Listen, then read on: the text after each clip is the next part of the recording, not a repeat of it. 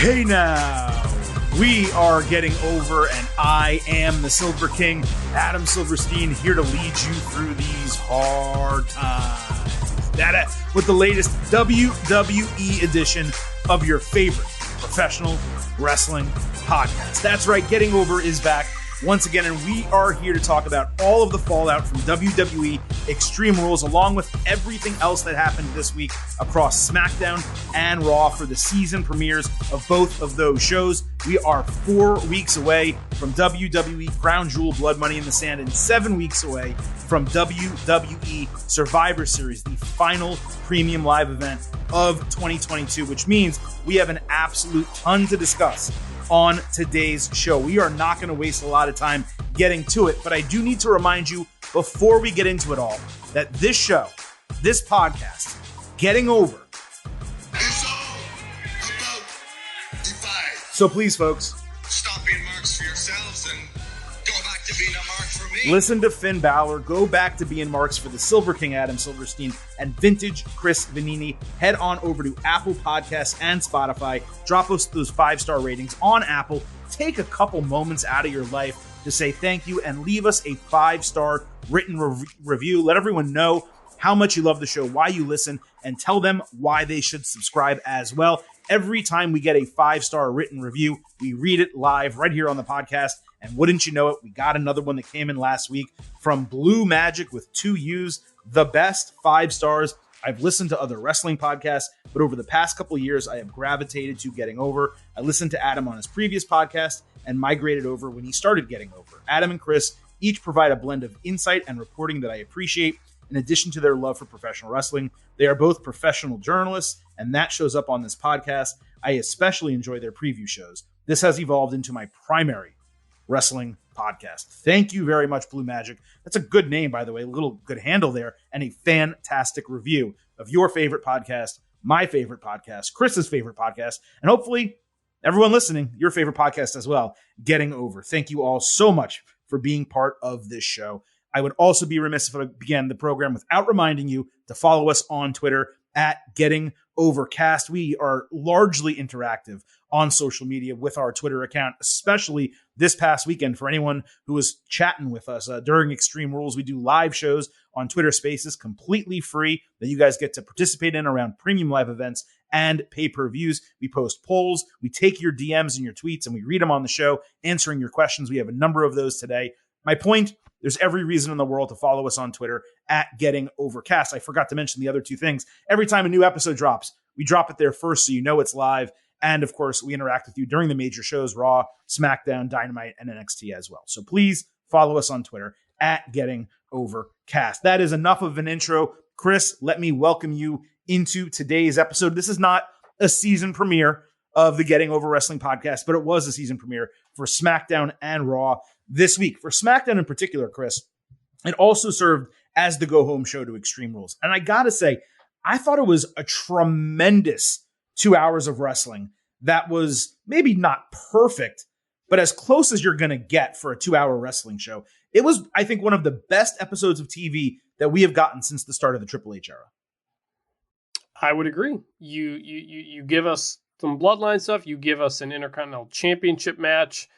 You give us some character developments. And that's why, again, 2 hours is the perfect amount of time for a wrestling show.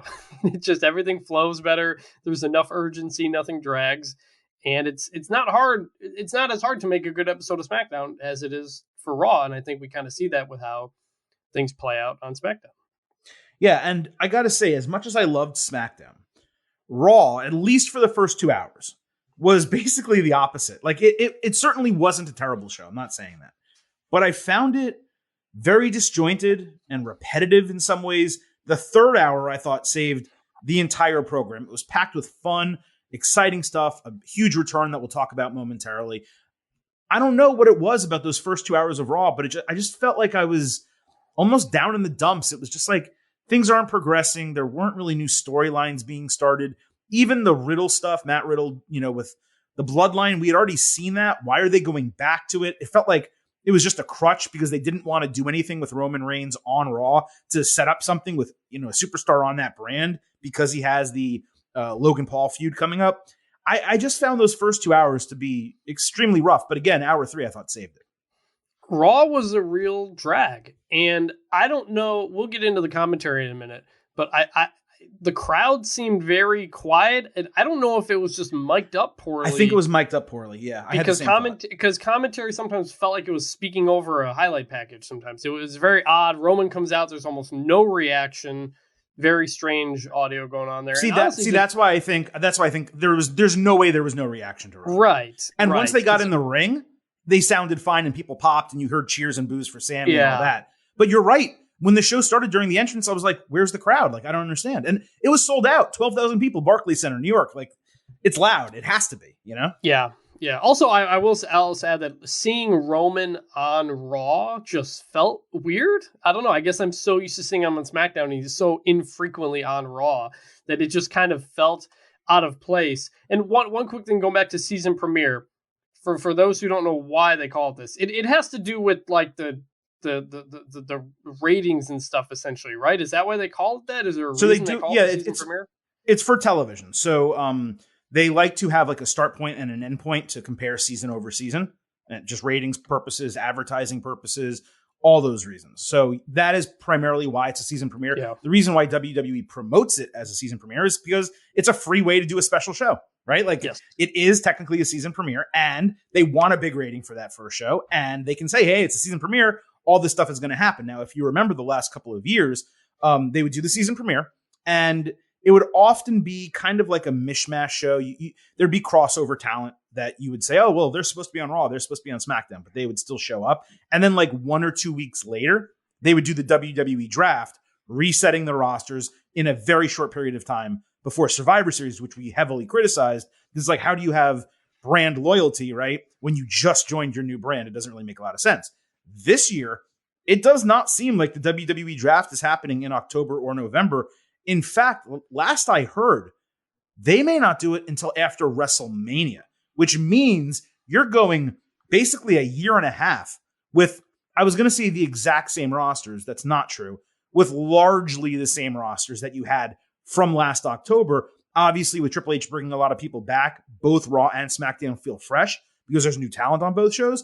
But those primary allegiances or responsibilities, whatever you want to call it, such as Seth Rollins on Raw, Drew McIntyre on SmackDown, things like that. Those I do not think are going to be changing until after WrestleMania this year. That's interesting. I like that. So yeah, just if you want to know why it's season premiere and not like a Winter is Coming or Fyter Fest or something, yes, that's the reason why. It's always like the first week of October. It's very standard across television. Any other shows that you guys watch, be it Abbott Elementary, or I'm trying to think of like what, I don't really watch a lot of cable anymore, but like Yellowstone. The Challenge, for example. These shows are all just now having their first episodes of their new seasons, end of September, beginning of October. It's because this is when like the calendar changes for networks and for cable companies. That's pretty much what it is. But I was talking about the positives and negatives overall of SmackDown and Raw. But what was perhaps worst of all about Raw, Chris, is they didn't have Bray Wyatt appear. They literally just replayed what happened at Extreme Rules. And as soon as they announced that, I knew he wasn't showing up. There was another White Rabbit QR code. It basically just led to like a puzzle that showed the date of SmackDown. And later in the show, we learned Bray Wyatt will return in person on SmackDown. There was also a cut into the broadcast transmission at one point with Wyatt in the mask. He was saying, I used to think that the prison inside my head was the only place that I could ever truly be free. Revel in what you are. And he repeated that second part. So I thought it was good they gave us something with Wyatt, but like, why not both, right? Could he not have appeared live and done that on stage or something in the same kind of way that they did at Extreme Rules, and then have him still make his first like full promo or match or whatever they're going to do on SmackDown? I'm surprised they didn't capitalize on Wyatt, knowing you're going up against Monday Night Football. You have a loaded show. There's already a bunch of people returning. I just thought it was odd decision making that. And also, Chris, I think it's strange that they're putting him on SmackDown when, granted, he's not spooky, but you kind of have Karrion Kross doing like a gimmick that's in the same realm, I guess you could call it maybe, as what Bray Wyatt's doing. I mean, it's not the same, but there's a thinner roster. There's less TV time. I'm just really surprised at the decision to make him a SmackDown superstar and to not have him show up 48 hours after his return at Extreme Rules. Right. You could have done something. You could have given us some sort of promo teaser. It doesn't have to be a major thing, but just some acknowledgement. Replaying the entire segment from Extreme Rules was like, I checked out. I went up and did something else because I realized what was going on. I'd already seen it 3 times, to be honest with you. So And so, we said on the instant analysis that Bray Wyatt should be on Raw because Raw desperately needs it. SmackDown is loaded. And I guess I don't want to go too much into it just because we still don't know what's going to happen. We don't know if Bray is just going to immediately feud with somebody or if he's going to just generally hover above everybody for a period of time, because they don't typically do the normal wrestling progression with him. So we have no idea what's going to happen. We don't. But I agree. I'm very surprised that they just replayed it and then said, check out SmackDown. That was definitely disappointing. That was the number one thing people wanted to talk about coming out of Extreme Rules. And I really don't like when the immediate follow-up show to a pay-per-view doesn't start with that. Starting with Roman Reigns, Logan Paul coming out of Extreme Rules just felt weird as well. I would have opened with something about Bray and then kind of go from there because that's what people tune in and want to see right away. So. Especially because, look, SmackDown is Friday. Like, it's one thing if it was still on Tuesdays, where you can say, oh, it's only another 24 hours. Not a big deal. But now you have to wait all week just to see it. And I'm not saying that, like, the anticipation is going to wane or all of a sudden fewer people are going to be interested in Bray or SmackDown or whatever the case. But it's very clear they were doing it, like, I don't know if it's to appease Fox, but to pop a rating on SmackDown. But you're still going to pop a rating on SmackDown if you have him just show up on Raw, like, say, hey, his first address to the audience, or, whatever he says on Raw could be, I'll explain my story on SmackDown, whatever the case be. So I found that disappointing. Jonathan P at Johnny5Alive7 with no H. He writes in, which Bray Wyatt persona was more popular with the fans of The Fiend or the Tribe Leader? I think he means Cult Leader. I think Fiend is the reason there's so much anticipation of him returning. I hope we still get some aspects of it. I found this to be an interesting question because the Cult Leader existed when the fan base was seemingly larger, or at least the TV audience was larger.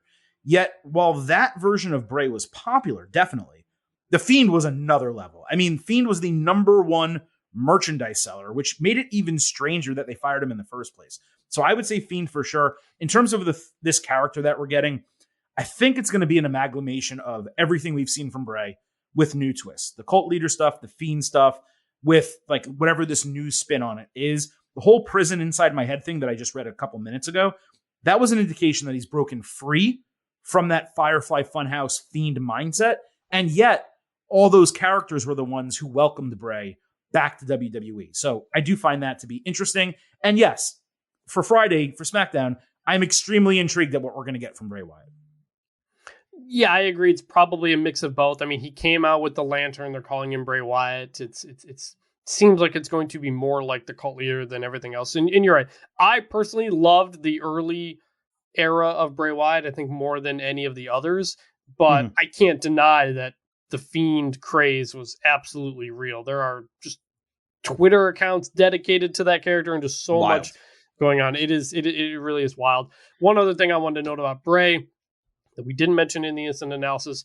Some people have pointed out it appeared that Bray had a couple homages or kind of notes to Brody Lee on his entrance coming out of the door, the glowing door, something Brody did. And also the witch or whatever that was one of his characters under the veil was wearing Brody Lee's Bludgeon Brothers mask. So yes, I assume that was done on purpose, and if so, I think it was very cool.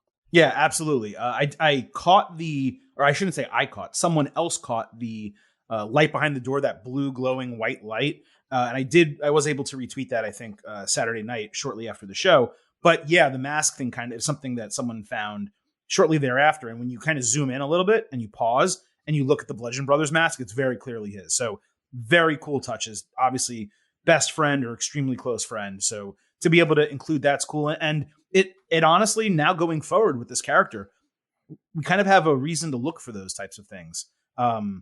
As he speaks, as he does things, his gear, his mannerisms, his moveset, it will be curious to kind of see what he does to that respect. One other thing I wanted to know, just because you just mentioned it with The Fiend, how fans loved it, popped for it, whatever. It was so popular that even when it was bad, like the Seth Rollins Hell in a Cell thing and Goldberg, even through that, it was still massively popular. That's how you know something's over, when people can oh, I hate this, it's shit, it's terrible, and then still cheer for it the next week. That's how you know. One other thing that disappointed me from both of the season premieres, I just wanted to note quick, is basically nothing changed from last week's episodes. Like, the musical themes were the same. The sets remained just the big screen. The graphics packages were identical. I thought it was odd to officially not just start new seasons, but kind of officially begin a new era under Triple H and change nothing visually or audibly. Especially the music. The music is a really easy change. And look, the AC/DC stuff with SmackDown, it's tired. It's 3-4 years we've been using it now. And Raw, it's just not a good entrance theme, a theme for the show. I thought it would have been really easy to change both of those. I don't know why they did it. Is it a nitpick? Maybe.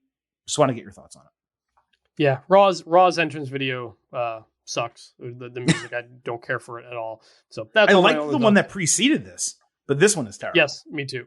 Also, real quick, pulled up the WWE YouTube page. There are the Bray Wyatt return was split into 2 videos. One of them, 1.7 million views. The other one, 1.7 million views. The other one, 2.5 million views. So some of the most viewed stuff they ever. Yeah. Yeah. Very smart for them, by the way, to split it in 2. One other thing before we get to the main event of the show. Of course, we still have the good, the bad, and the ugly coming up. A lot of stuff to talk about. But WWE announced late last week that it has changed its TV broadcasting teams. And we already got a Raw and SmackDown plus a premium live event since they announced this. So we already have a very thin short-term evaluation of these teams that we can discuss. So let's go ahead and go show by show really quick. On SmackDown, it is now Michael Cole in the play-by-play chair, as it has been. Wade Barrett stepping in for color commentary. Samantha Irvin remains the ring announcer. Kayla Braxton and Mega Morant, the backstage interviewers. This was basically a best-case scenario for SmackDown. Cole is obviously the lead guy in the entire company, so he needs to be on the A show. And I specifically mentioned, Chris, them bringing up Wade Barrett from NXT as the guy who should fill in for Pat McAfee until he comes back from doing College Game Day with ESPN. Now, at first, it was Corey Graves, and I was disappointed. I was like, we already get 3 hours of Graves a week. We don't need 5. Here we go. They do the season premiere, and it's Wade Barrett in that spot, just as I asked. So obviously, I'm very happy about that. It does seem like the plan will be, once McAfee returns, Wade will probably go back to NXT. But Wade was great on Friday. He worked exceedingly well with Cole. And I just think this was a perfect move temporarily until they bring Pat back. Agree. I thought it was a great connection between the two. Wade's obviously been doing this for a while in NXT. I liked it. I loved it. No complaints whatsoever. Obviously, McAfee's great and we want him back, but I think Wade Barrett was great. Yeah. So over on Raw, Kevin Patrick stepped into the role as play-by-play man. He had been doing backstage interviews, hosting kickoff shows, and I think he was also doing play-by-play for Main Event, although I never watched that show. Yes. And Corey Graves remained in the color role. Mike Rome stayed as the ring announcer, with Kathy Kelly returning and Byron Saxton moving from the announce table to backstage. So no more 3-man teams across any of the shows. WWE moving on from Jimmy Smith. I found it to be interesting. I know Jimmy was more of what Vince McMahon liked. Strong voice, followed the rules, kind of milquetoast to some degree. But I also felt he added some legitimacy and a real sports feel to the broadcast. But what he never seemed to have, and it's not really his fault, but he never really had enthusiasm. And Kevin Patrick definitely has enthusiasm. I must be frank, though, in that, look, I'm kind of shocked they have a lead man who has this heavy of an Irish accent. But at the same time, couldn't find a spot for Nigel McGuinness, who is British and was arguably WWE's best color commentator besides Pat McAfee. Patrick on Monday, he was okay on Raw. Do I think he made the show better instead of Jimmy Smith? No, but also maybe I just need time to get used to it. So whenever they've made these changes in the past, and we've talked about them, we said you got to give it a couple months before fully evaluating it. So I'm not going to be too hard on it, but I was not a fan of this first one. I'm going to have to get used to it. I probably will get used to it over time, but it felt like Kevin Patrick's was talking over a highlight video. It didn't feel, yes. It almost didn't, it didn't feel like he was there in the moment. It was too polished, essentially. Yes. He's very good as a backstage interviewer and doing a lot of different roles in the company. Very, very good at that. But that's what I liked about Jimmy Smith, was that there was kind of a rawness to it, kind of reacting to things on the fly, live sports type of feel, which is exactly what you said.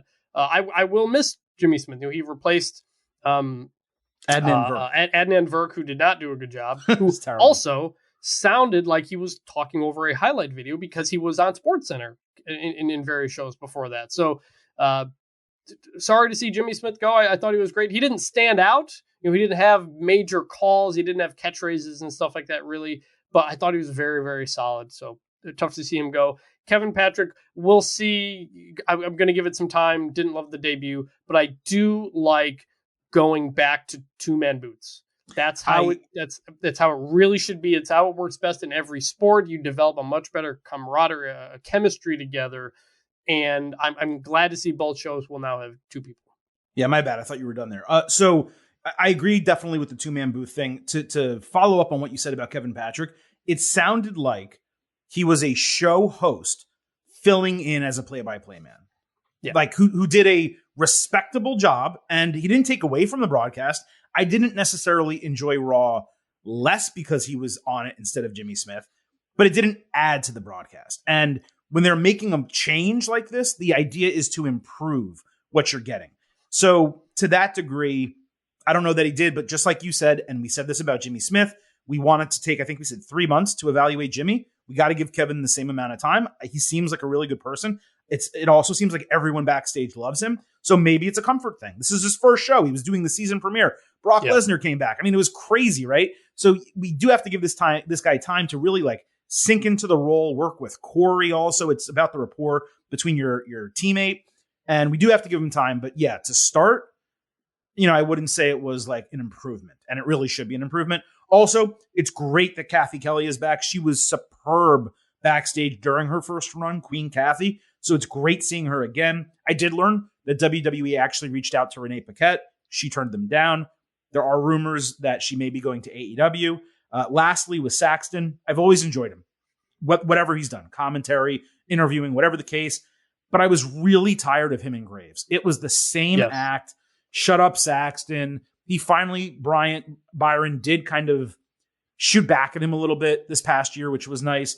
But it was enough. I'm glad he's still with the company. I'm glad he's in a role where he's going to be on TV every week. But they did have to take him off the booth just because Corey was there. If they had moved him to another show, it would have been fine.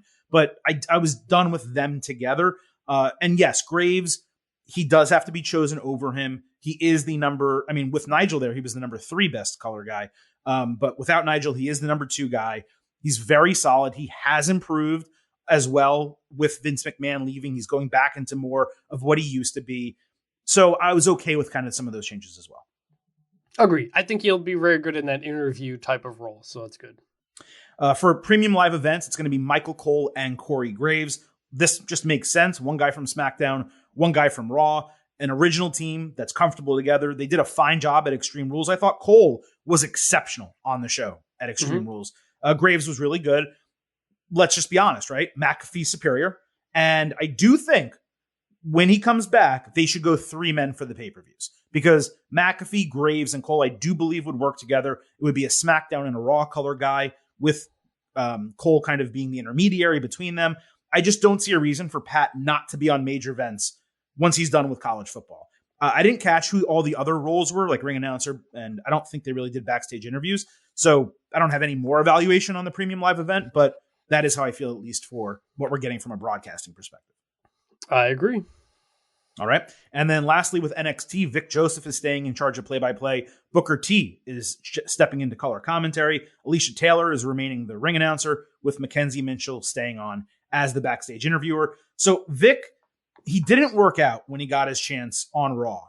And I don't know why, for one reason or another, but he has settled into being a great voice of NXT following Mauro Ranallo. They were looking for someone to really fill that role. He is filling that role. He is becoming synonymous with NXT, which is what that brand has always needed from its play-by-play and color guys. He and Barrett were incredible together. And I do imagine, like I said earlier, we're going to get them back. When McAfee returns, I think Wade will switch back to NXT. Using Booker T in the interim, it's simultaneously uninspiring because, like I said, Nigel would have been a far better choice in that role. But at the same time, he's a really big name, and he does add legitimacy as Triple H is trying to kind of rebuild NXT. Mitchell is ready for a call-up, but she literally just married Vic Joseph last week, like in Italy. So it makes sense for her to remain down there with her new husband. Happy for both of them. Congratulations. I don't think you have a take, right? You don't really watch it. No, I don't watch a ton of NXT, okay. So not much. And just to reiterate, as we just said, we can evaluate new commentary teams after, a couple months. You can't really do it after one night. So we'll wait a little bit. Then we'll provide more specific evaluations when there's enough, data, so to speak. Chris, we still have a ton of show left. The fallout from Extreme Rules, SmackDown, Raw. Let's get into all of it right now by sliding into the main event. Now, Triple H opened SmackDown saying there will come a time when you think everything is finished, but it's actually the beginning. Then he deftly turned the microphone to reveal another White Rabbit QR code immediately after, and this is the topic of our real main event, Roman Reigns and the Bloodline entered. So let's discuss what happened with this faction and Reigns over the course of SmackDown and Raw. As soon as Reigns spoke, Logan Paul interrupted. Reigns said he respects Logan's passion in the ring, and he said that it's a safe environment for him if he wanted to enter. Fans loudly chanted, "Logan sucks." Reigns said the fans chanted the same to him years ago, not to worry about it, and yet now he's the greatest of all time. Logan could learn from him. Paul was about to drown on the mic, and basically Reigns saved him there. So I thought it was a true pro move from Roman. Paul Heyman called Logan this generation's version of Mr. T and Cyndi Lauper, the top pop culture celebrity being used to promote WWE. Heyman then mentioned, let's call them a trio of pieces of shit. Jordan Peterson, Ben Shapiro, and Andrew Tate. 3 names I never thought I would say on this podcast. Basically comparing like Logan to them, but saying that he's tough and they're all pussies. And I use that word because he used the word pussification. But like, dude, this was weird. Like him mentioning those guys was odd. It was off-putting. The crowd understandably groaned when he did it. And I know he was shitting on them, but just giving those guys airtime felt strange. It felt kind of forced, improper somehow. Like some may think Logan is a douchebag, but he's really overcome a lot of his immaturity, and he doesn't really seem to be a legitimately bad person. Heyman is a legitimate Mount Rushmore guy on the microphone. I just have no idea what he was going for here, and it really threw off the entire segment. Yeah, my first thought was I think we kind of have an idea of the type of media that Paul Heyman consumes these days. Just like such specific political references that really jumped out, and like you said, I think it basically. Well, are you trying to? If you're trying to insinuate he's a conservative, he's not.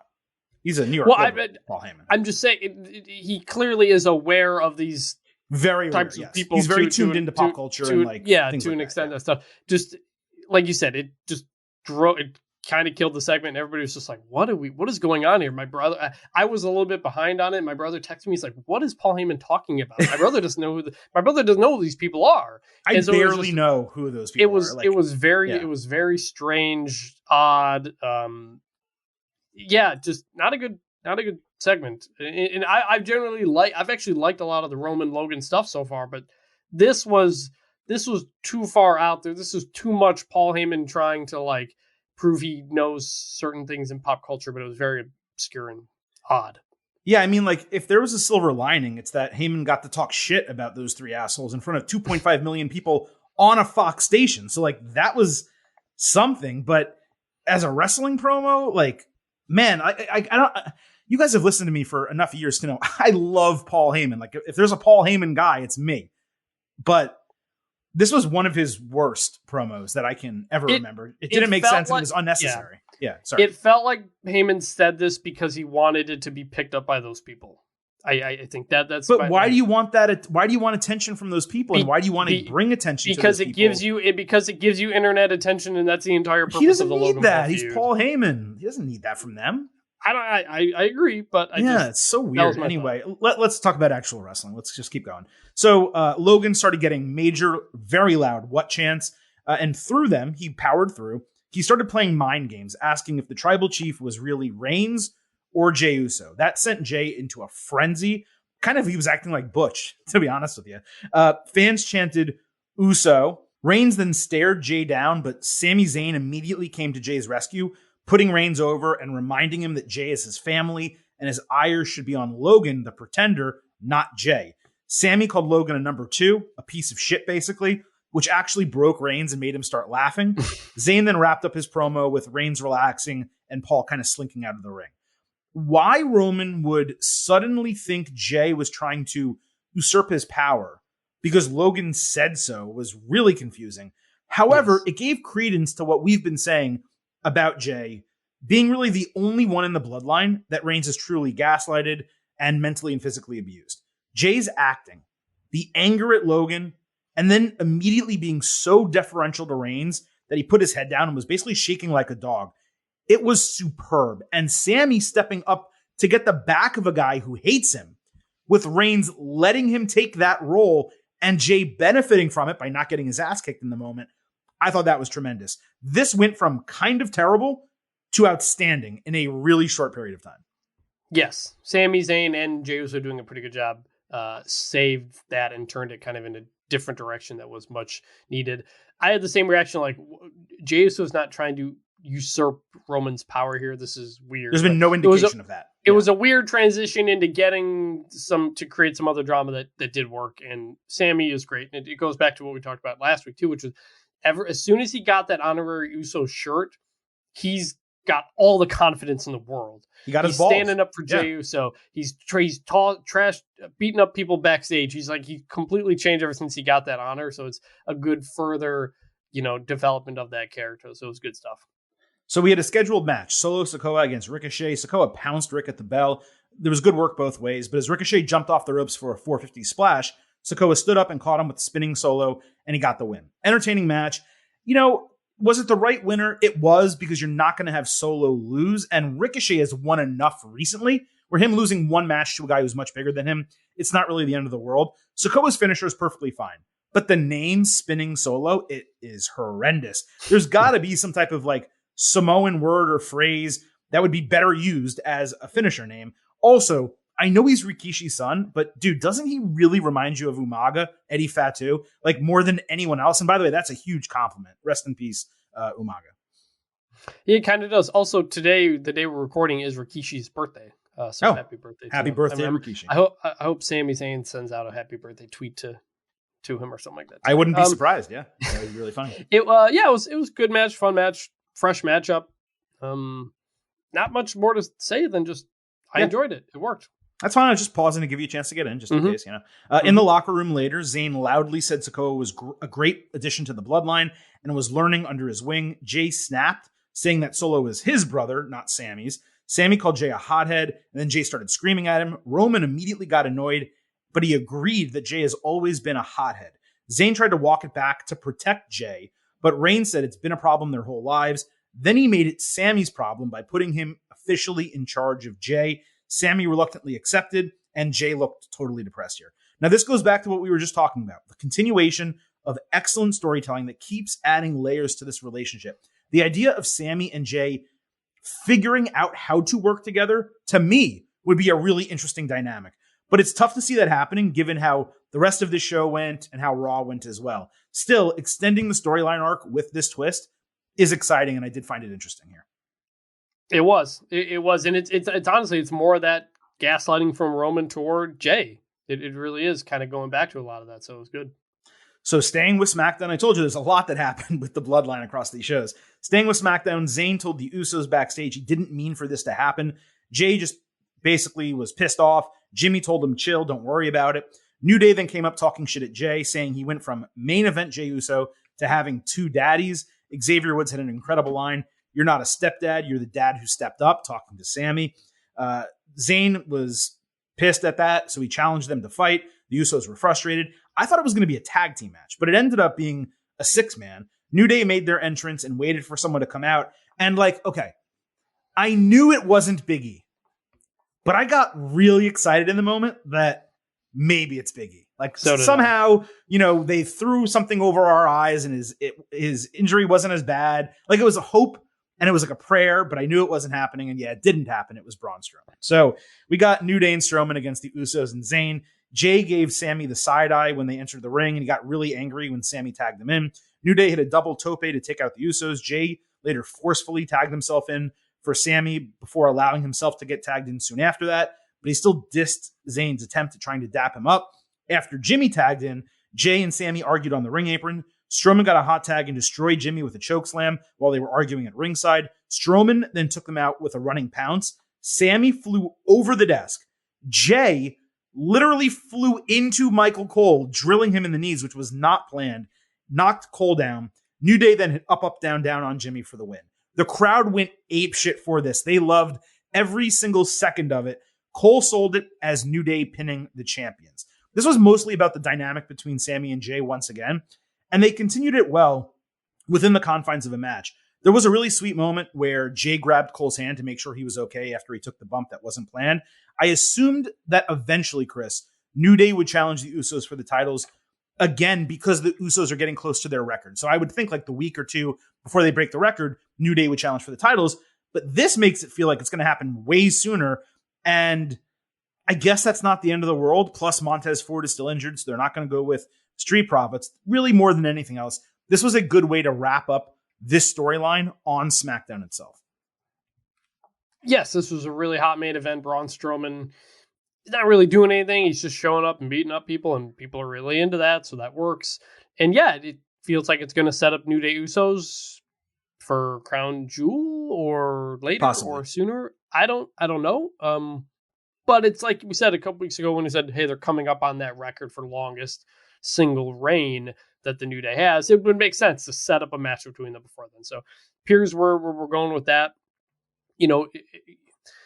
Someone has pinned the tag team champions so they get a title shot has been overplayed a lot, but it hasn't happened much recently. And This was a 6-man and it works here. So they had Braun Strowman on their side, who's an unstoppable monster right now. So it made sense. It all worked for me. It wasn't a championship contender match style deal. It was, it started a storyline or restarted a storyline between them. And yes, it's trite. We've seen enough of New Day and Usos. We're done with it. It's getting into like John Cena Miz territory, which, overstayed its welcome. We're kind of getting there here. But I we haven't seen it in a while. I disagree with that. Yeah, we haven't seen it in a while. We haven't really seen it in this form. Not without Big E. And as the Bloodline, not as much too. So. True. Yeah, that's all true. So let's move over to Raw. We're going to stay with the Bloodline here. They were in the first live segment on Monday night. Fans chanted Sammy after the extended entrance. Reigns said the loudest in the room is usually the weakest in the room, and that person is a fool. And then Roman basically said that, hey, that's Jay. So Roman starts going after Jay. Sammy interrupted. Heyman starts yelling at him, how dare you interrupt the tribal chief.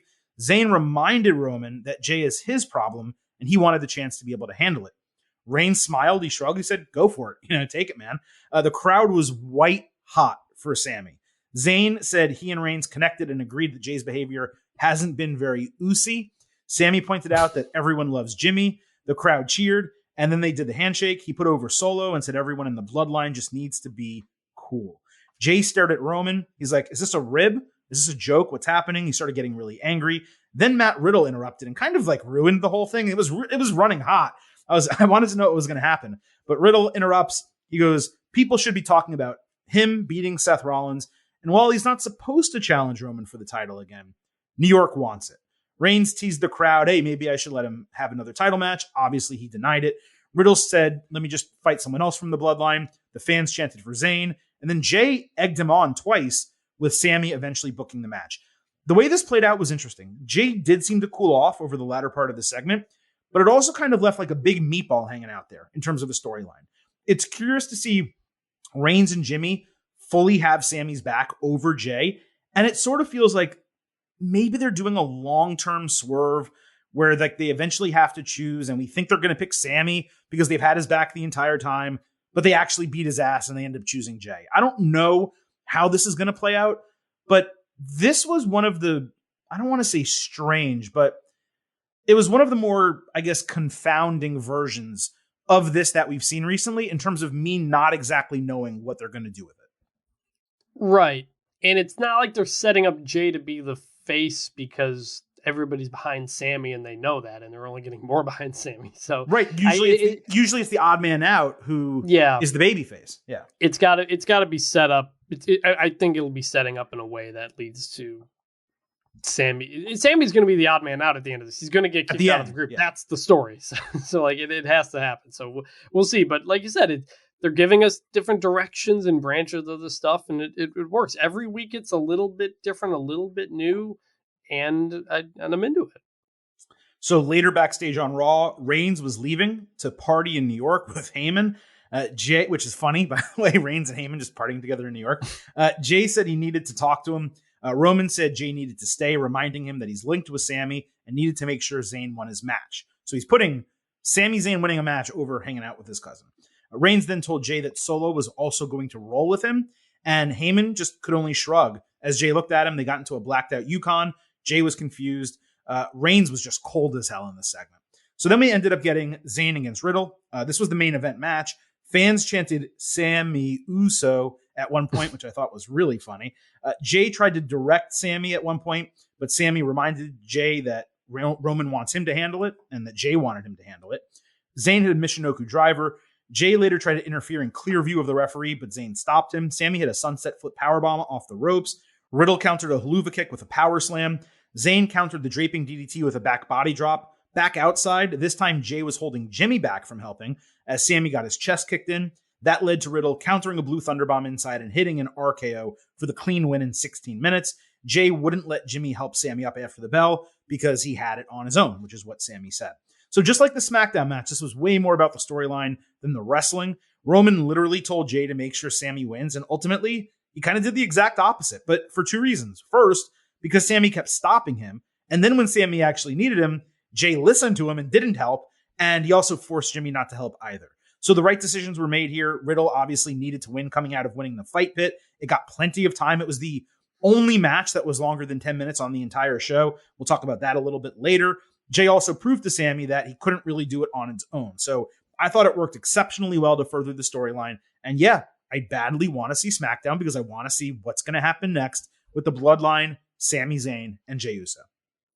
That's it right there. That's what I was going to say is that now you're waiting to see the fallout between them on SmackDown. Like that's how you tell a story week to week, show to show.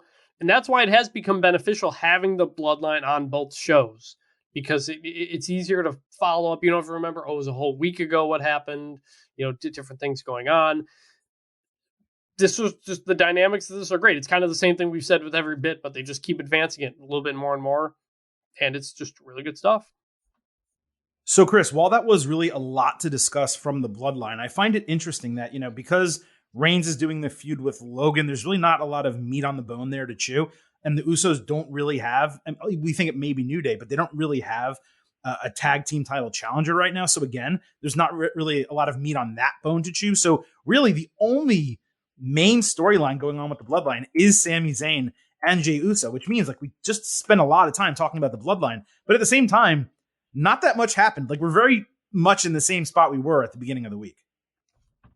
Yeah, and that's fine. Like just give us an entertaining show. And it doesn't feel like the same thing. It's a different way of kind of furthering feelings and connecting to characters. It's not wrestling. It's how you develop characters and tell stories, backstage and just person to person.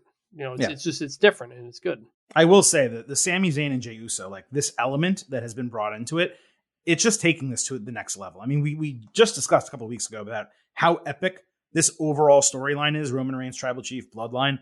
But this is just like taking it in another direction. And it was a badly needed direction because we talked about how stale it was getting and it's livening it up. It's freshening it up. Roman Reigns is even being refreshed by it, just by the way he interacts with Sami and now him going back to his old form and kind of gaslighting Jay. It's all extremely interesting. And like you said, the keyword, entertaining. With that, let's move on to the second main segment on this WWE show every single week. That is the good, the bad, and the ugly. showing you the good, the bad, the ugly. When your money get funny and them days ain't sunny, we showing you the good, the bad, the ugly. And this is for the hood. You got to love me. I'm realizing now I may need to actually change this intro song, given some recent events, but I will look into that and see if I can find anything that is a capable replacement. Let's get to the wrestling, though. That's what we're really here to talk about. Let's start with the United States Championship match that was scheduled for Raw. Bobby Lashley defending against Seth Rollins. So Lashley opened hour 3 of Raw. He was talking shit about Rollins ahead of their match, when out of absolutely nowhere, Brock Lesnar's music hits. Lesnar comes out looking like a cowboy to a major pop. The crowd loudly chanted, "Holy shit." So Lesnar grabbed the mic and he said the exact same thing. Lesnar then went face to face with Lashley, who raised the title. Lesnar basically said, "Howdy, how are you?" Whatever the case. And Lesnar answered the title raise with an immediate F5, a German suplex, and a second F5. Fans chanted one more time, even though Lashley is the babyface. Instead, Lesnar put in the Kimura lock, twisting it at the end. That finally got some boos from the crowd, along with some scattered cheers from people who didn't realize what was trying to happen here. Chris, here we fucking go. We had to expect Lesnar back with Blood Money in the Sand coming up, but I did not expect they were going to immediately go right back to Brock Lesnar, Bobby Lashley. There's a lot of beef out here. Reinforce the ring post. The beef's going to be flying tonight, gentlemen. Oh, we got 2 big meaty men bumping me tonight. Big meaty men slapping me. Put your meat on my meat, man. Gently now. You're good. Please, gently. I'm delicate. He don't want no water. He don't want no bread. All he wants is meat. All we want on this freaking podcast, Chris, is meat. And this is the ultimate Hoss match. Yes, we've already seen it. I understand. We got it at the Royal Rumble. But for some reason, I don't know what it is, this feels like we're really going to get it, with Lesnar clearly wanting revenge, given he lost the title to Lashley at the Royal Rumble. And then here, given how badly Lashley was beaten, it was safe to assume already in the moment it would not be a title match. And this is what I've been talking about for years.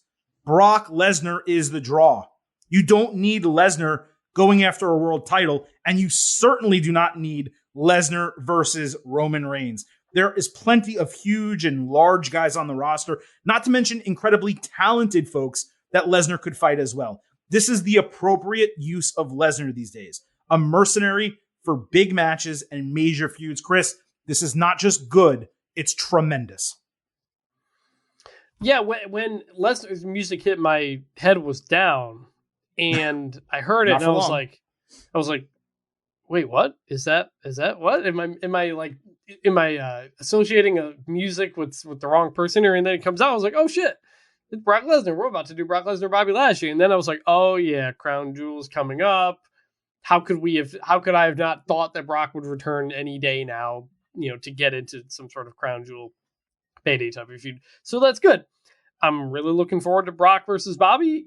We enjoyed what we got at the Rumble, but it also included Roman Reigns costing Brock the match. We didn't get a real finish between the two of them. So now we might. And so that's exciting to know that it's just about these two. It's not about anybody else. That is going to be fun. I'm really looking forward to that. That was great. The Lashley U.S. title part, I guess we'll talk about that with the Seth Rollins part. But Brock, Bobby, like all the beef out there, ecstatic. Love it. Now, it's clearly going to be difficult for WWE to get fans to boo Lesnar after he was just on the best babyface run of his entire career. That's the only part of this that felt a little odd. Like, it would have been nice if one of the monsters in WWE was a heel, so Lesnar could return as a face, fight that person. Then they could eventually explain him turning heel and maybe going after Lashley. But I guess they can explain it away by Lesnar being angry about losing to Reigns and Lashley taking his title preceding that. It was just tough to see Lashley go from like super over babyface to people cheering for Brock beating his ass in snap of the fingers, basically. This is a spot where you don't have to make either one of them a heel, is the thing. And that's what I think we will get people behind Bobby. I'm sure if we get him again, we'll have Bobby do some sort of feat of strength to Brock and people will cheer. Like, I don't think people are going to boo if Bobby Lashley does something to Brock. I think they're just going to cheer both of them, frankly. So That's what I'm curious to watch. For sure. So you mentioned the title match. Let's get right to that. Lashley was being tended to by officials and trainers during the entire commercial break, with him ringside selling a badly injured shoulder, arm, the whole deal. Rollins came out with his ribs taped from the Fight Pit match, screaming for Lashley to get in the ring. He screamed, demanding the match from a fighting champion, but it wasn't until Rollins referenced Lashley being a soldier that he got his attention. Rollins was clearly gaslighting him, basically calling him an embarrassment to the United States title and the country, which completely worked as Lashley got in the ring and the bell rang. Lashley immediately went for a spear, but Rollins caught him, countering it into a pedigree for a false finish. Rollins came back with a frog splash for another false finish. Lashley dodged a stomp and hit him with a spear, but he was unable to cover. The hurt lock failed as Rollins attacked the injured arm when he tried to lock it in. Rollins then hit 2 rolling elbows, a super kick, and the stomp. Then Rollins got the crowd to serenade him before hitting a second stomp to win the title in 3 minutes. Lashley had a fantastic run as U.S. champion. He completely elevated the title, but it was always going to be really difficult to take the championship off of him. This was as well booked as anything WWE could have possibly put together to remove the strap from him. From the Lesnar attack, giving him an excuse, to Rollins goading him into defending the title by insulting Lashley's service to the country, it was the perfect way to make him basically put his pride before the title and not just be a dumb babyface who fights even though he's hurt. Even the match was done well. Lashley got a hope spot. It required a pedigree, a frog splash, and 2 stomps for an already injured guy to lose. Plus, Rollins was also injured coming into it. I thought this was an easy good. Definitely a good. The hope spots you mentioned, the spots that make like maybe this is actually going to be harder than he thought, or maybe Bobby could somehow win. They got me a couple times, so that was good. The idea of Lashley losing the U.S. title, I'm mixed on it. I agree that he had elevated the title for a little bit, but for a few months now, he's been doing nothing. And mostly I was just like, I wish we had gotten more out of this title run to make it a truly memorable U.S. title run, more feuds, big matches and whatnot. And we just didn't get it. They kind of, he's very over right now. His entrance, people doing the fist pump and all that stuff, he's super over. There just wasn't a ton to chew on over the last couple of months. So it's disappointing to see it end like that. But I do think it going from Bobby Lashley to Seth Rollins keeps it elevated. And Seth Rollins is going to keep it elevated and the title's not going to fall off. So that is definitely a good spot. Basically, it was just like, oh man, I guess the Bobby Lashley US title run was over and I was kind of hoping to get a little bit more out of it. I think that's fair, especially seeing the way Gunther is like elevating the Intercontinental Championship. But again, with both of these guys, you need to remember like the feuds are really few and far between right now. And that's odd, right? Like it's odd that both of them have not been defending the title more frequently against more contenders. At least with Gunther over on SmackDown, the roster was pretty limited. It's just now starting to get built up with people he could defend against and beat. But he does seem to remain stuck in the Sheamus feud. With Lashley, there were plenty of people on Raw that he could have fought and defended against. And I'm glad that Mustafa Ali got a shot. They actually did a video before Raw with Ali, walking up to Lashley agreeing that he earned his respect and saying he would give him another chance. But obviously now he can't because he dropped the title. So, you really do look at the entire thing and you're kind of like, well, there were plenty of other people. He could have fought Cedric Alexander for the title. I'm not saying Kevin Owens because you wouldn't really want Owens to lose. But my point is there's a number of names on that show. The Miz could have gotten another title opportunity. That Dexter Lumis even could have interfered with. So on. I could name all the people. It is disappointing, you're right, that he didn't have more defenses and look even more dominant than he was. However, the fact that it's going from Lashley to Rollins kind of maintains that level of upper, mid-card, lower main event status for the championship. And that's what you really want ultimately. So the fact that it's not going to someone less deserving, it's not the end of the world that Lashley didn't get a longer run with it. Plus, by the way, he could always win it back in short order from Rollins. Rollins could hold it for 2 or 3 months and Lashley could win it right back and take it into WrestleMania and have the run that we're talking about. Rollins gets elevated by getting a title. We should mention it's his first singles title since 2019, his first United States championship since 2015, second ever. Lashley, we just said, he kind of reestablished the title. It's been elevated. Not just that, I should also mention, I have a bunch of notes here I'm trying to get through. Every member of the Shield is currently a singles champion with the top title on their respective brands. Roman Reigns for SmackDown, Dean Ambrose, Jon Moxley for AEW, and now Seth Rollins for Raw, given we basically never see Reigns on Raw, even though he is the WWE champion. That's cool as hell. And Rollins also is now the second two-time Grand Slam champion in WWE history, following The Miz, who accomplished it earlier this year. So if there was anyone that was going to take the title from Lashley and maintain that status, it would be Rollins. Therefore, I really have no issue whatsoever with him winning it or Lashley's reign ending the way it did. Yep, I think that's fair. Lashley backstage said he was pissed off at the entire thing. He said what Lesnar did was unforgivable and he will deal with Rollins soon, but Lesnar is the priority first. He challenged Lesnar to show up on Raw next week and called him a little bitch.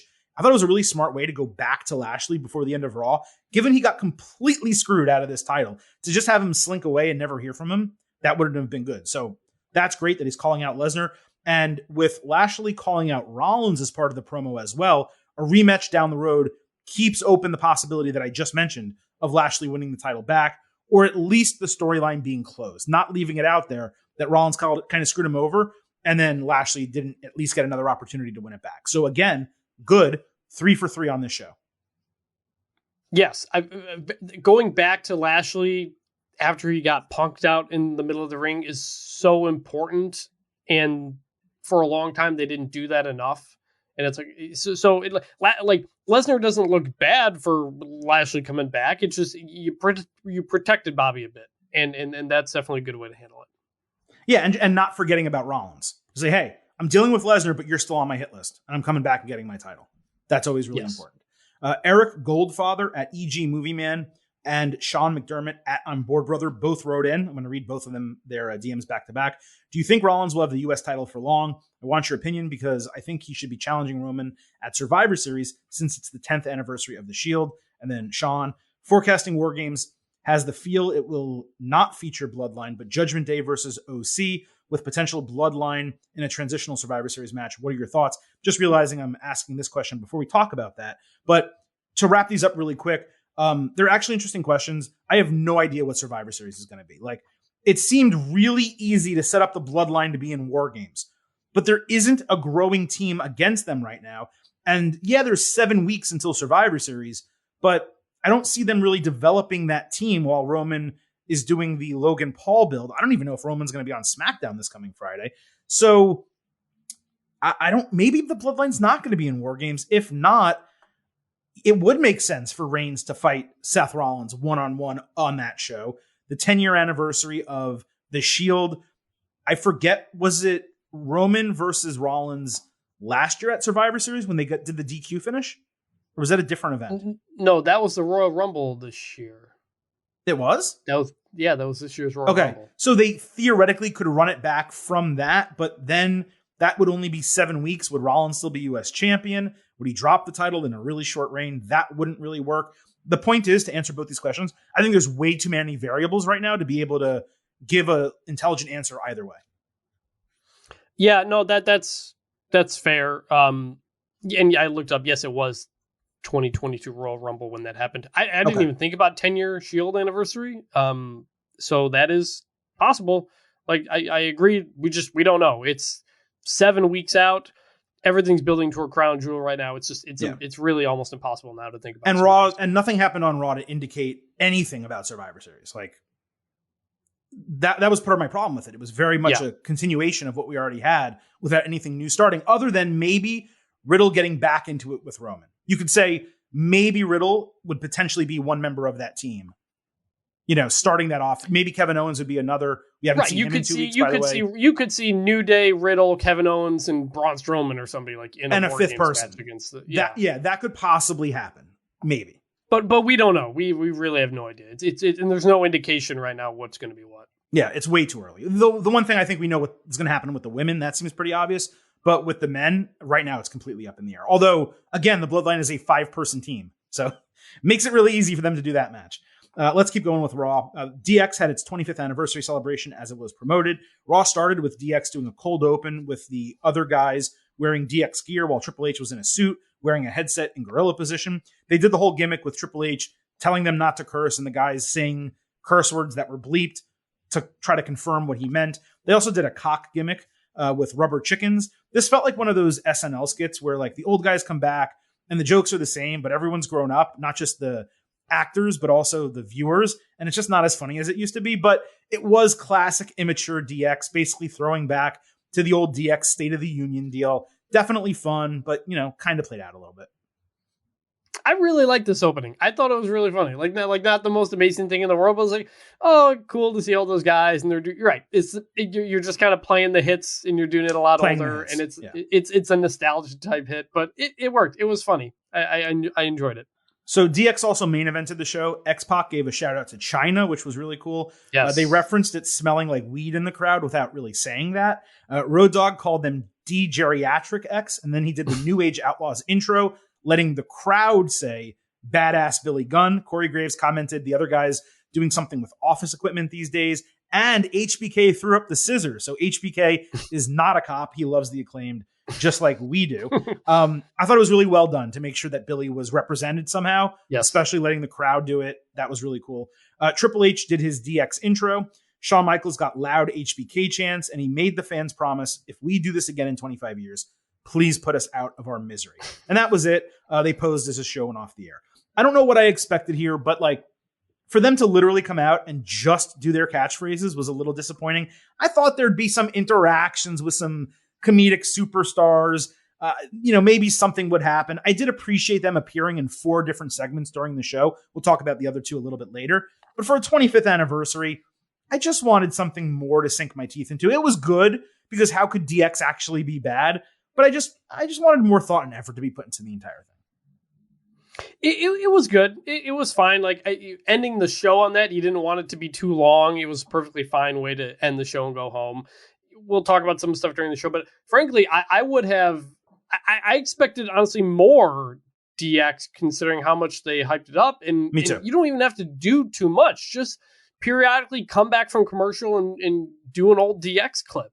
And be like, see more of it on Peacock, you know? Right. Like, yes. I thought that would be the theme of the show is, hey, remember this DX moment. Remember this DX moment.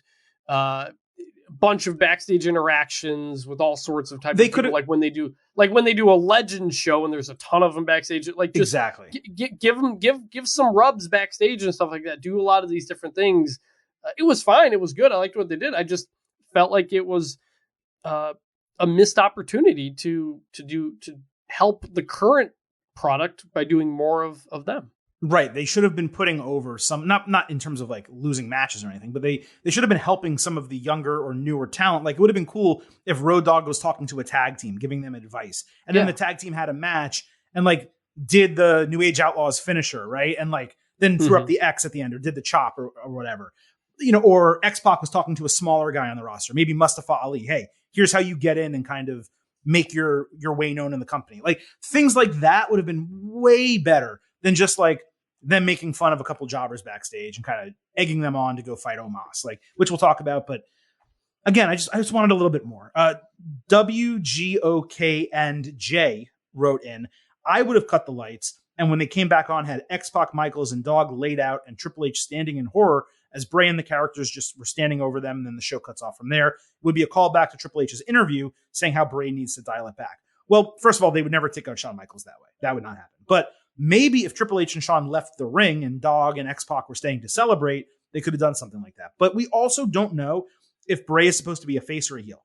I agree that something could have been done somewhere, obviously. I said it already. I'm just not sure what it was.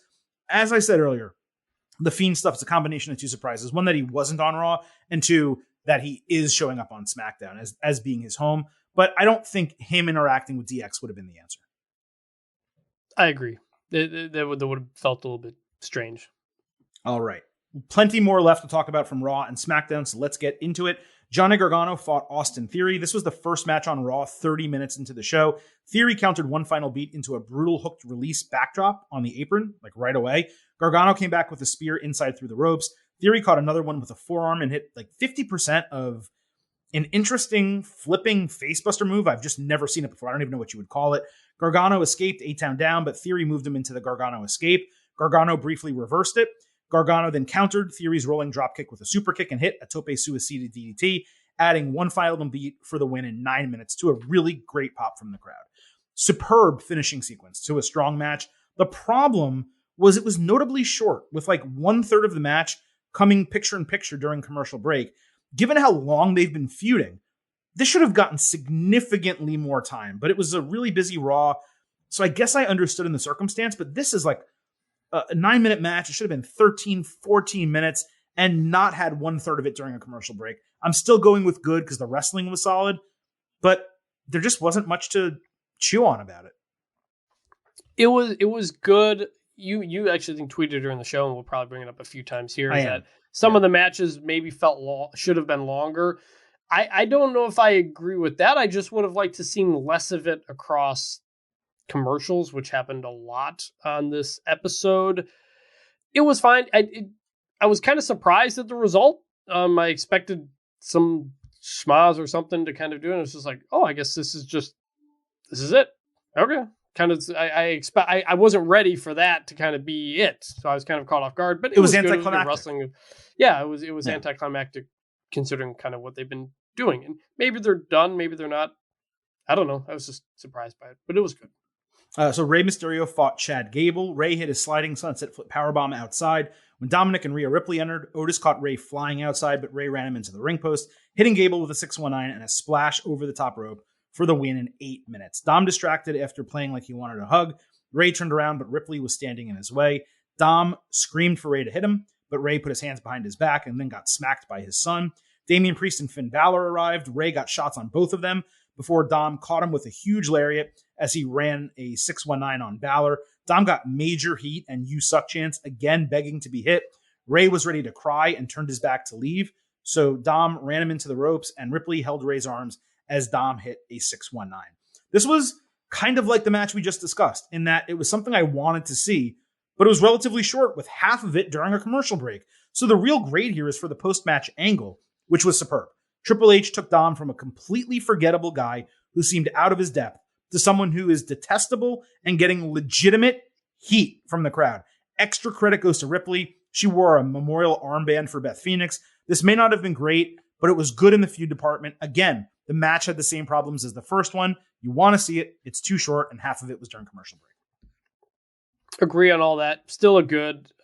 I'm really into the Dominic Rey stuff. Like, just the heat that Dominic has, arguably as big as anybody in the company right now. It's enormous, and they're arguably as big as anyone in wrestling right now. Yeah, like they're crazy into that.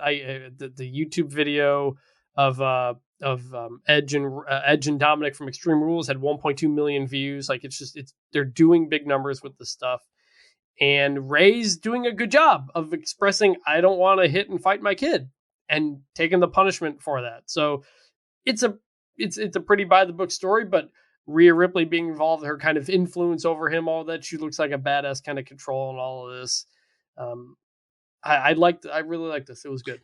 I like what they've done with Rhea, kind of like you said, having that control over Dom, but also Finn Balor emerging as the de facto leader of Judgment Day, even though they don't put him front and center and say, this is our leader and we do everything for him. Such as like Jericho in the Jericho Appreciation Society. He's not in that role, but he's clearly the guy in the group. And there was a short time where Rhea was it, but I like Balor in that role a little bit better, with Rhea being like the queen pin, like the number 1B. So Balor's 1A. And that's what it seems like they've done. I really just like that setup, what they've done. So let's stay with Judgment Day since we're talking about it. They remained in the ring after the commercial break, all putting themselves over. Balor said he ended the long celebration of Edge's return, and he pissed on the fans' parade for Edge. Balor said he was too legit to quit and replayed the moment. I thought that was so weird. MC Hammer reference, but he does get corny sometimes. Ripley said what she did to Phoenix was just a glimpse into what she can do in totality. When Dom started backing her up, the crowd was all over him, booing. I forgot if it was Priest or Balor, but as Dom was talking, one of them like put their hand on his back to be like, power through it. Like, you got it. And it was so cool. Like in reality, to see that in the moment, these older experienced guys like helping Dom through this live on Raw. Not that the reaction was bad. It was a great reaction, but how as a performer, a young performer who really hasn't cut a lot of promos, do you go through that? Well, guess what? They had his back physically, and kind of literally. And he powered through the entire thing, which was great. He said Ray deserves to feel as useless as he's made Dom feel his entire life. AJ Styles answered a Balor call out, which came shortly after that, saying he wasn't there to argue. Styles said Balor was right. Everything he needed was in front of him, that Styles has been alone for far too long, and he needs not just friends, but family. He said he's his brother's keeper. He got on one knee in front of Balor, basically pledging allegiance. They shook hands, and then they hugged, with Balor saying he was so proud of him. Styles then, while still in the hug, put the mic to his mouth, saying, I wasn't talking about you. When suddenly Gallows and Anderson made their entrance in charge to the ring, Balor sold this incredibly well, with bug eyes sticking out of his head while he was still in the hug with Styles. Fans chanted, holy shit. Of course, it was bleeped for no reason. And then they all brawled. Styles speared Balor over the announce table, and suddenly, out of nowhere, it was 3-on-1 with Balor running away. No doubt, this got a great reaction from the crowd. And from a storyline standpoint, it makes complete sense, of course. So this segment was good. I want to make that very clear. But, man, I was fond of Gallows and Anderson, the Good Brothers, for a time. But these are just two guys who did not need to get brought back. If WWE did a short-term contract with them, then maybe I'd be all about it, because then they could lose and AJ could move on. But I'm sure they got multi-year deals. I just don't see them having much mileage left as a team. The OC as a trio, or really the whole deal. They're washed. So sure, I'm excited the feud developed and we're going to get Judgment Day against the OC. That all makes sense. But I am kind of flummoxed by the signing. And it also gives me cause for concern that Judgment Day has now fully gotten over his heels and it's working, and they might just lose to three old dudes, two of whom just got brought back.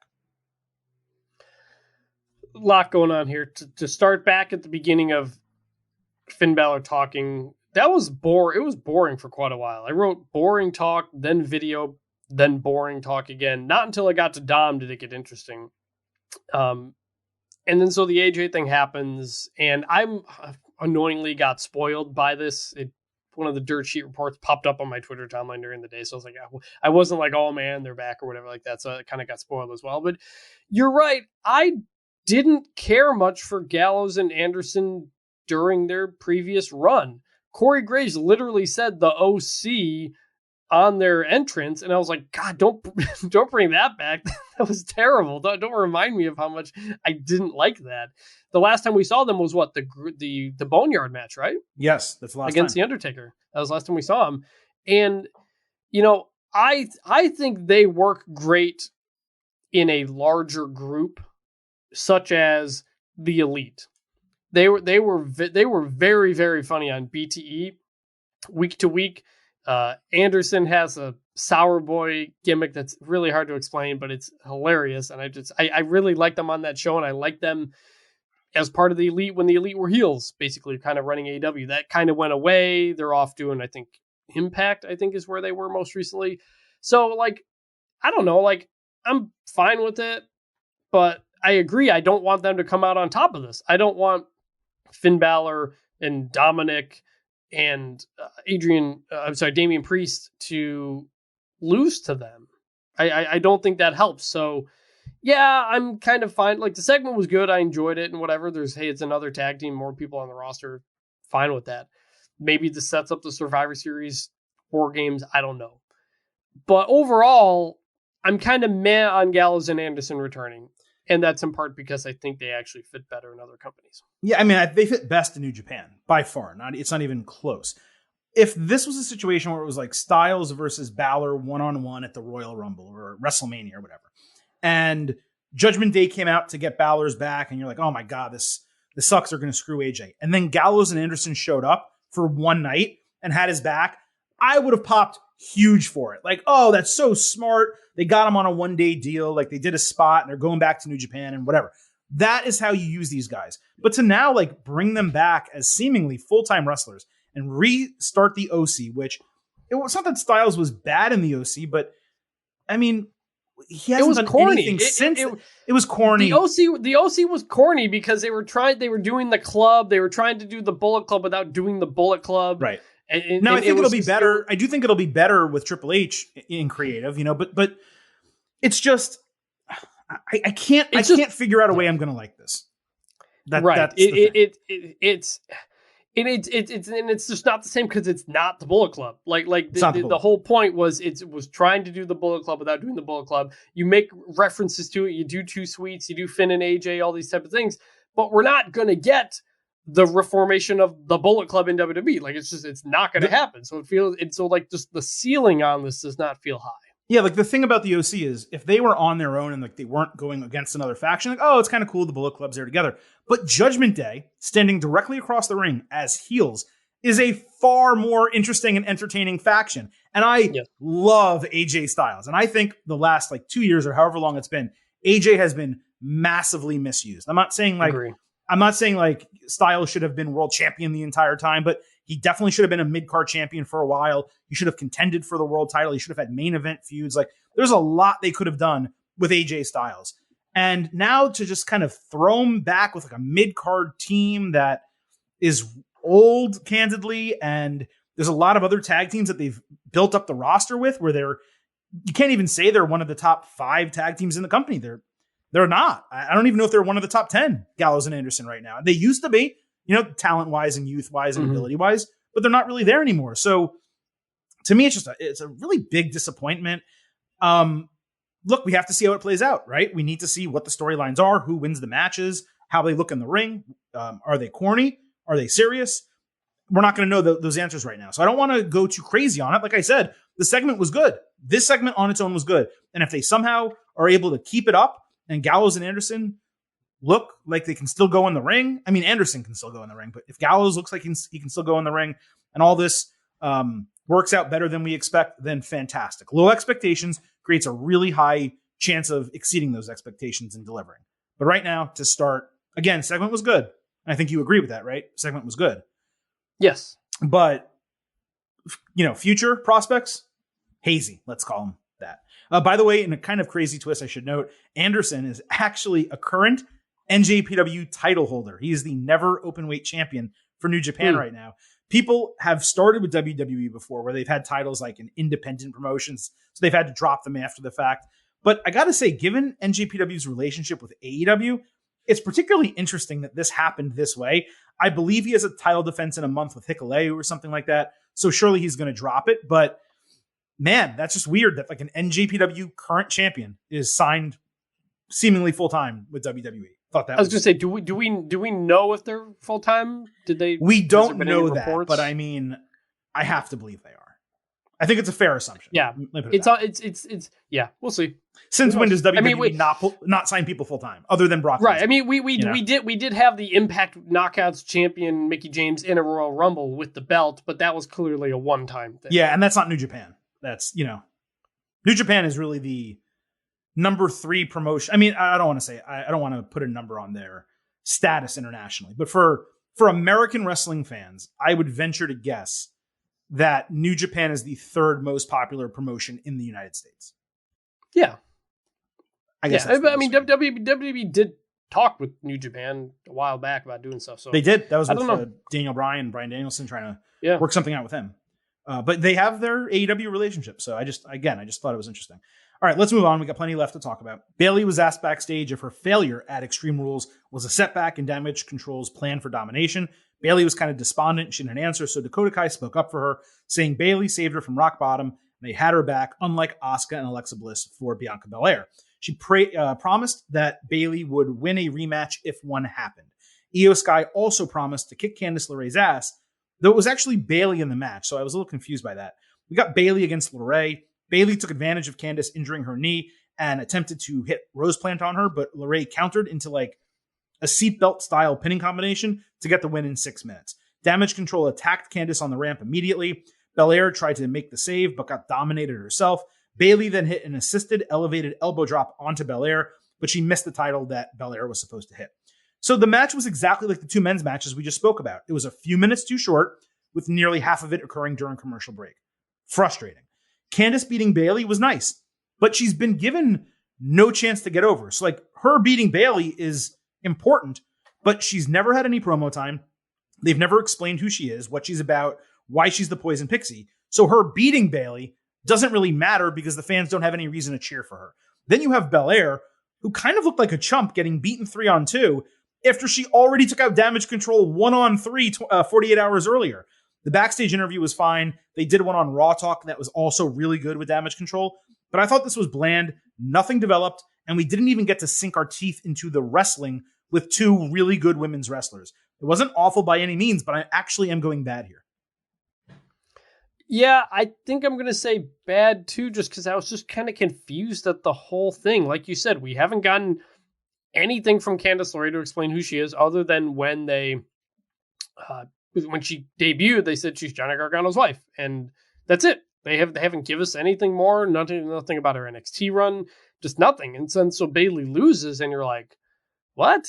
Are they trying to send Bayley down a downward spiral type of storyline? But then they got over them at the end of the segment. So it's just like, this. What was the point of any of this? I don't think anybody looks good coming out of any of this. Just very strange and unhelpful to anybody. So I give it a bad 2.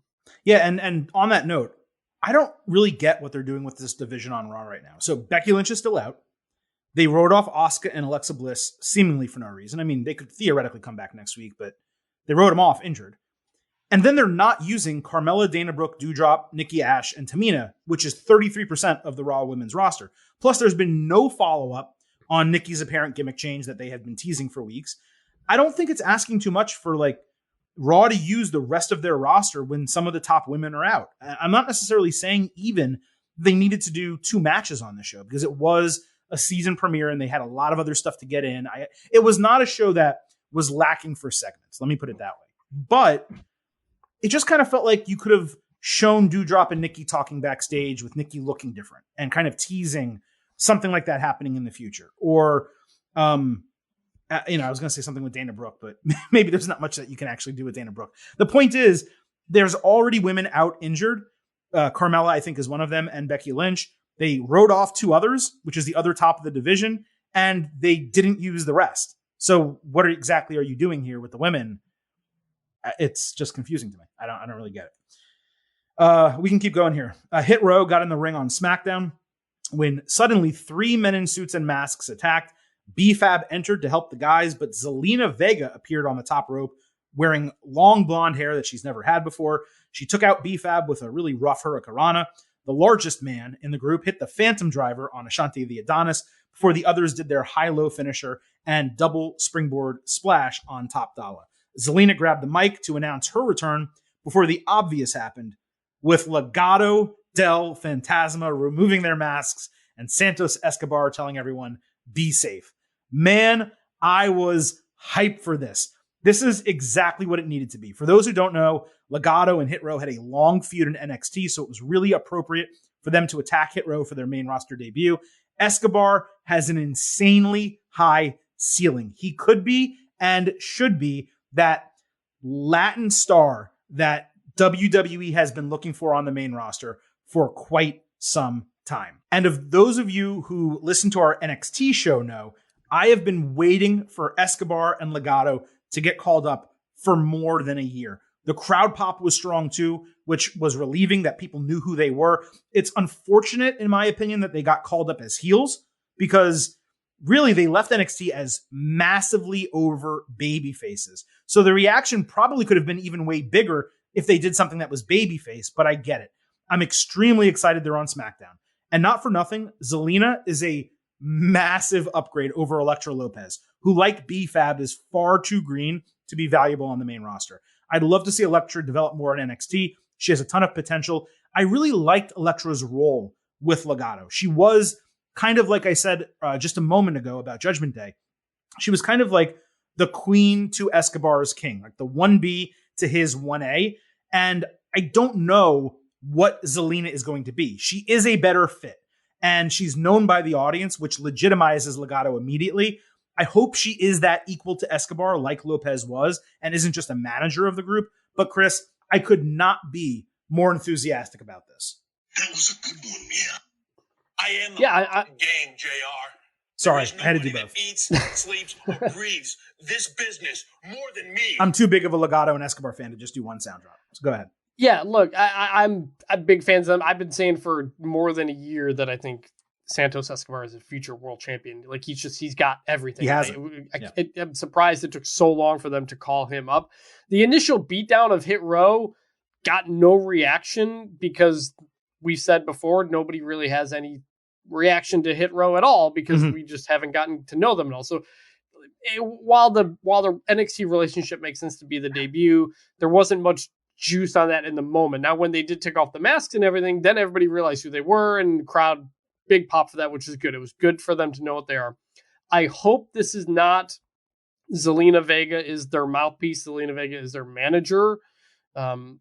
Because again, I think Santos Escobar is the guy who can kind of can run the group. So I'm curious to see how those dynamics play out because this is the first time we saw them. But it's good to see Zelina back. Great to see Legado del Fantasma. I agree that I think they can be faces at some point, but if you're going to debut, doing it as a heel like that is kind of a good way. But we'll see how long it lasts because again, Hit Row are not exactly major faces. It is tough to debut a faction. Not as a heel, right, all together at once. Like it's one thing to debut a single superstar. Like Escobar theoretically could have debuted as a baby face, and then they do a bunch of stuff, and then at the end they all come in, and then they're a heel because the heels attack like the rest of the faction. But it is generally difficult to bring in 4 people at once and have them immediately be baby faces. So to your point, I do understand why they did it, but people need to know, for those who don't, Santos Escobar is not Andrade El Idolo. He does not need Zelina Vega to speak for him. He speaks fluent English. I did an interview with him on this podcast that is one of my favorite interviews I've ever done on this show. You can go find it in the archives. Just search his name or scroll. If you really care, I'll give you the episode number. You guys can go find it. But he is fantastic. He speaks incredibly well and he delivers promos really well, just in terms of like the content of the promos. So he does not need Zelina for that. But at the same time, I love the connection, and Zelina looked awesome and kind of rejuvenated, moving away from the Queen gimmick and now going into this. So let me be very clear. Santos Escobar has it, and Legado del Fantasma has it, and now SmackDown has it because it has all of them. So very, very excited about them being part of the show. Maximum male models on SmackDown were laid out with the chair backstage as Maxine Dupree yelled. Max Dupree yelled back that he gave them gold and they turned it into trash. He said he's not going to be something he's not, and that he's not Max Dupree, but L.A. Knight. Yeah. Wade Barrett was hysterical. He had the line of the entire show. After that all happened, he goes, I knew that was L.A. Knight all along. Very smart way to play to like the hardcore fans and people who watch NXT by not treating them like idiots. Knight's going to face Mansois this Friday. This is exactly what it needed to be because, Chris, there's really no way to explain how he would have randomly begun a male modeling agency and like legally changed his name. I can't imagine what else they could have done to make it quote unquote better. This was short, sweet, to the point. Plus MMM is still together. LA Knight is back. It's good. Definite good. Excited to see it. Again, we don't love the name, but he's made it work. I hope every time we see him on screen, he needs to be talking or holding a microphone. Like he's going to have this match against Mansois. He needs to cut a promo before or afterward. Like this can't just be guy shows up. His mic skills are the point. Like that's the draw for him. So I hope he can be short, whatever, but you got to give him some mic time at some point, not just a match because wrestling is not going to get him over. That's not what it is with him. It's the mic work. It's 100% the mic work here and the personality. 1,000%. Yes. Shotzi and Raquel Rodriguez fought Sonya Deville and Xia Li on SmackDown. Raquel came out riding the back of the TCB tank. Rodriguez got the hot tag, hit her standard moveset, follow-away slam, corkscrew elbow, and a Hana bomb on Deville. She also combined with Shotzi for this like flip-over inverted DDT. It was really, really cool. The faces got the win in 3 minutes. There was a really funny spot after the bell where Shotzi ran at Raquel to do a chest bump, and Raquel just like jumped straight up in the air, and Shotzi fell backwards because Raquel's so big. So I just thought that was hysterical. We saw Raquel and Shotzi before together, but there's really been no explanation as to why they or Sonya and Xia are teams. This barely got any time. The heels looked like jobbers. The positive was it was a women's tag team match not involving the champions. That's a good thing. But it was the only women's wrestling on SmackDown. 3 minutes. Not offensive enough to be ugly, but it was definitely bad. I also hate seeing Sonya like fade into obscurity now after doing such a good job in that authority role. Yeah. it's a bad from me, not because of the effort of the people involved. They did what they could, just because of the lack of opportunity they were given. Yeah, no time. And also no explanation, like I said, for the tag teams. Yes. By the way, we got about 15 minutes of seeing the women across 5 hours of TV this week. I'm not counting the video package for Liv Morgan and Ronda Rousey, and I'm not counting Rhea Ripley being on screen with a men's faction. That's primarily a men's faction. But 15 minutes in terms of women's wrestling and women's only segments is completely unacceptable. Like, if I'm going to sit and criticize AEW for its bullshit, I'm calling this out as well. Surprisingly, the women's division is struggling to find its footing under Triple H. We've been talking about this. He really needs to get his shit together soon. We're entering an important period with Crown Jewel coming up. It's a stadium show. Regardless of what we think about Blood and Money in the Sand, it's an important show. Both titles should be defended, and both of them should have legitimate challengers. And the women's tag team titles, they need a division. Again, it's good that 2 tag teams were created or used here, but again, there's no explanation for their existence. We're not learning anything about them. We're not being given any reason to root for them. It all has to get better. Hopefully, with the season premieres over, that begins this week, but it just hasn't been good, Chris.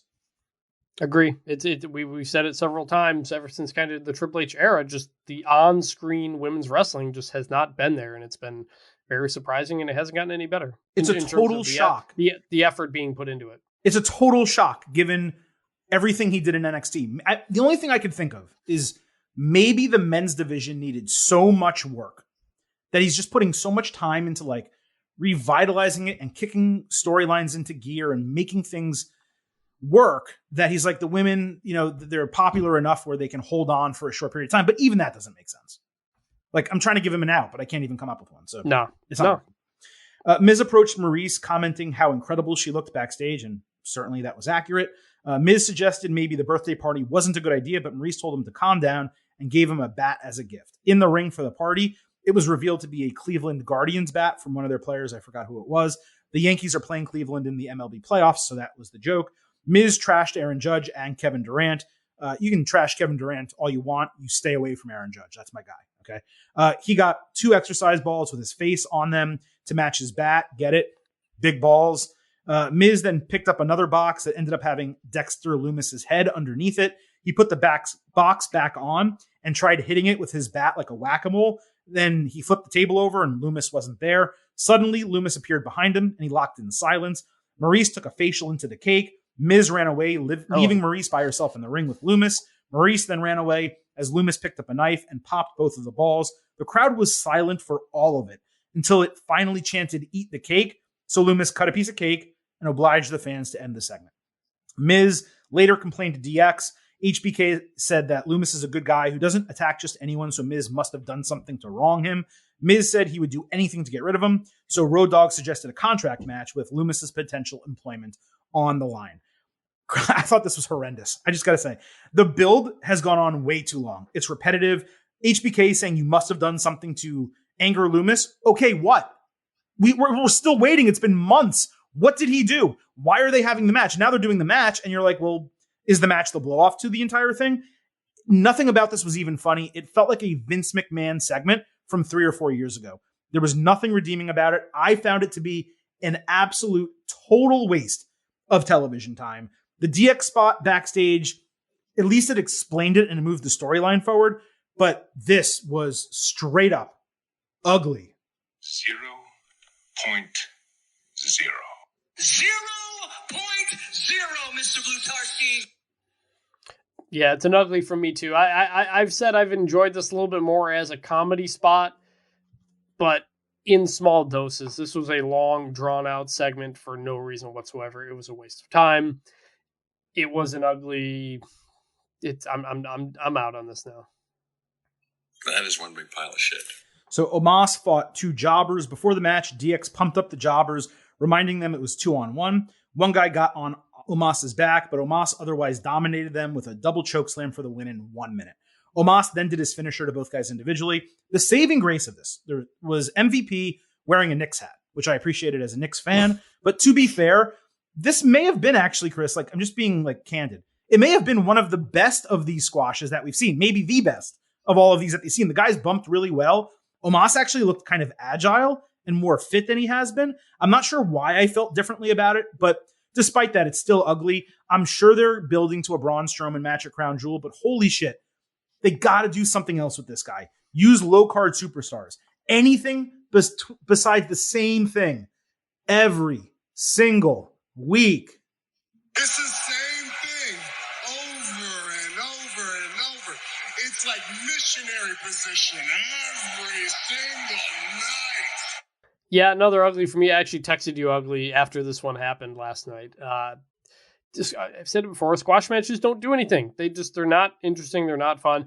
Honestly, I think if you're building to Omos versus Braun, I think you'd be better off not having Omos on your screen, just showing him less. So when he does show up, it feels like a big deal. Or the jobbers you bring in, have them be huge dudes.